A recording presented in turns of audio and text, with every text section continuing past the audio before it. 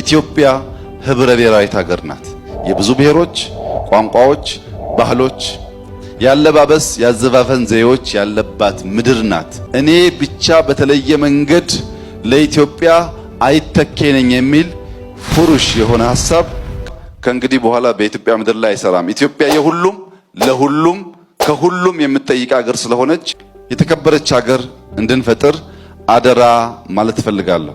በዚሁ አጋጣሚ ኮሽ ባለ ቁጥር በኢትዮጵያ ውስጣዊ ጉዳይ እየገቡ መፈትፈት የሚፈልጉ ኃይሎች በተለይም ኢትዮጵያውያን ያልሆኑ ኃይሎች ከድርጊታቸው እንዲሰበሰቡ እንዲቆጠቡ ለማሳሰብ እወዳለሁ። ኢትዮጵያን በማበጣበጥ በማባላት የሚገኝ ትርፍ እንደሌለ አውቀው የኛን ጉዳይ ለኛ ትተው በርከት ያለ ያልሰሩት ጉዳይ ስላላቸው ስራዎቻቸውን በምድራቸው ላይ መስራት እንዲችሉ የኛን ጉዳይ ለኛ መተው እንዲችሉ ማሳሰብ እፈልጋለሁ።